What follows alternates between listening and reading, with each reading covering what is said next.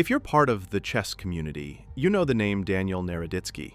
Now, because of a very recent and very poignant tragedy, many other people know his name as well. But what do we know about what happened to him? The abrupt passing of the 29-year-old grandmaster in October 2025 has come with a significant degree of shock and grief, but also confusion. Today we will walk through what we know so far and take a few moments to revisit the legacy Daniel leaves behind.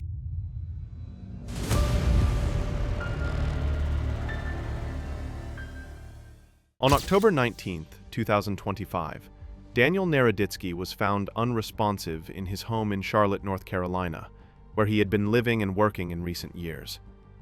It started as a routine wellness check by a few close friends, Alexander Bortnik and Peter Giannatos, but it ended in tragedy. Apparently, Daniel had not been answering calls or messages, prompting the two men to stop by and see him in person. Though medics arrived quickly, there was little they could do but pronounce the young man deceased. The official announcement followed on October 20th, when the Charlotte Chess Center issued a statement describing his passing as unexpected. There were no additional details given, and the organization specifically cited his family's requests for privacy. For the same reason, the exact cause of Daniel's death has not yet been made public. The local authorities have only said that the investigation is ongoing and that foul play is not suspected. This has led to intense speculation that Daniel may have either overdosed or committed suicide. To understand why those theories are so pervasive, we must broaden the context.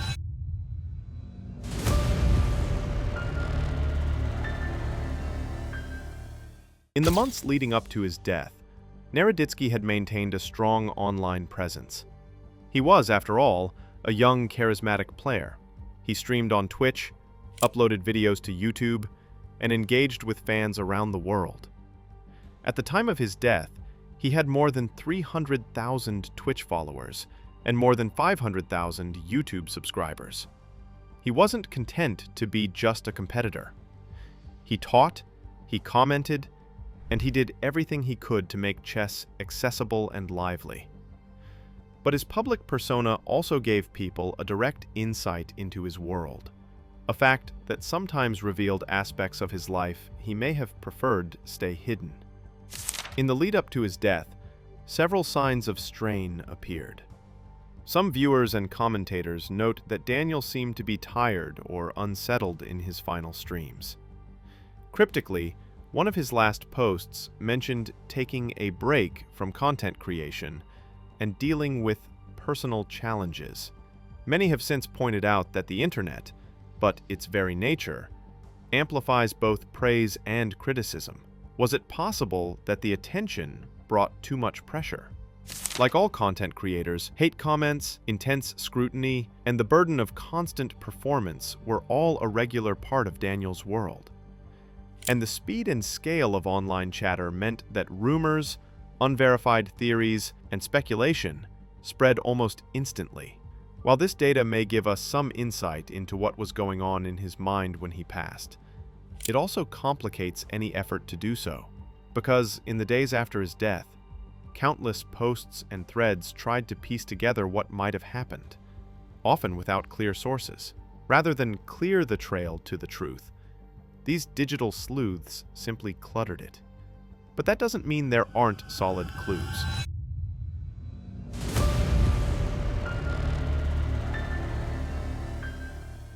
One of the most sharply discussed events in this story is the public clash between Naroditsky and former world champion Vladimir Kramnik.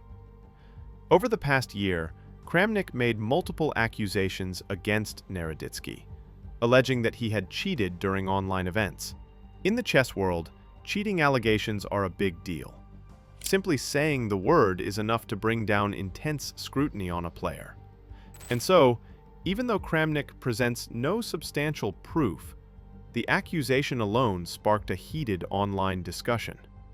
Once again, the very nature of internet discourse became part of the problem. Players and fans felt pressured to weigh in and chose sides. Some defended Naroditsky, while others questioned the morals of Kramnik's approach. Still others were all too eager to jump onto any bandwagon that allowed them to demonize a popular player with such a high profile.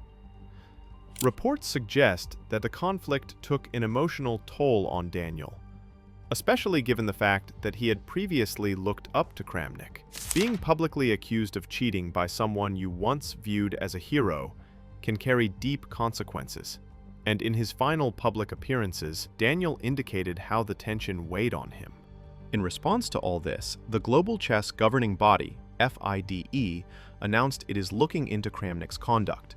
Though they didn't outright defend Daniel, they did state that they would examine whether the older man's public claims and behavior crossed the boundaries of fair play and respect. It's at this point that we need to remind ourselves to be very careful. Correlation does not equal causation. The conflict between Kramnik and Naroditsky does not automatically explain the tragic outcome.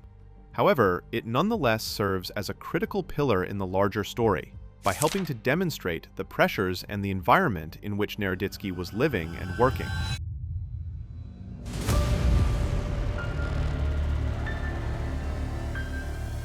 Wherever they had stood on the cheating scandal, the news of Daniel Naroditsky's death brought in countless tributes from players, streamers, fans, and organizations. His club, the Charlotte Chess Center, called him a talented chess player, educator, and beloved member of the chess community, while Danny Wrench, chief chess officer at chess.com, referred to him as an amazing, inspirational face of our game. Many international figures expressed surprise and sadness at his death, and urged others to reflect on what this meant for the community. The moment took on the tone of collective mourning, not just for what was lost, but for what might have been. But that didn't stop the theories. Was it mental health? Was it online pressure? Did it have something to do with the accusations? Did the digital life of a chess influencer amplify hidden burdens? Forums and social media filled with speculation, some grounded in fact, others not so much. Whatever we may say about the theories themselves, it's worth noting that this reaction demonstrates both the admiration people had for Naroditsky and the complexity of the ecosystem in which he existed. The chess community showed solidarity and shock, but it nonetheless had to wrestle with uncomfortable questions about how this happened.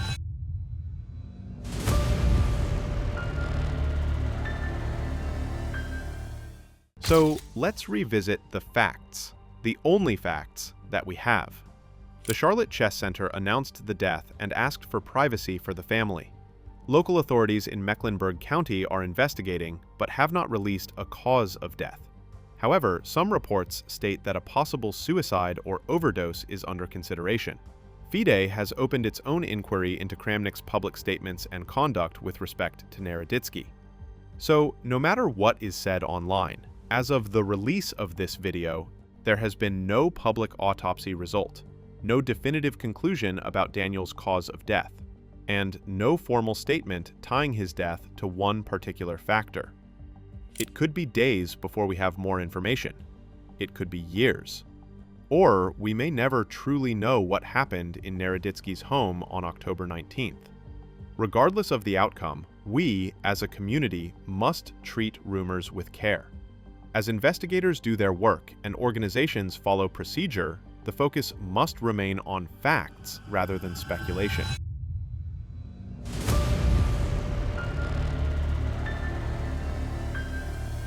Ultimately, one of the few things we can say about Daniel Naroditsky's untimely death is that it conveys a powerful message about the pressures of excellence, the toll that playing in a global spotlight can exact, and the hidden costs of living online.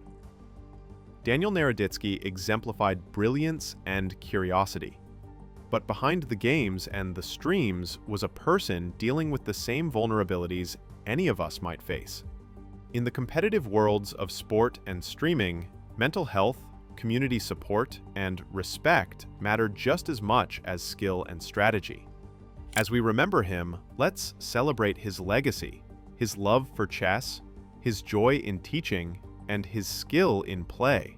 Let us honor the passion he brought, the knowledge he shared, and humbly commit ourselves to being the sort of community that cares for its members as humans, not just players.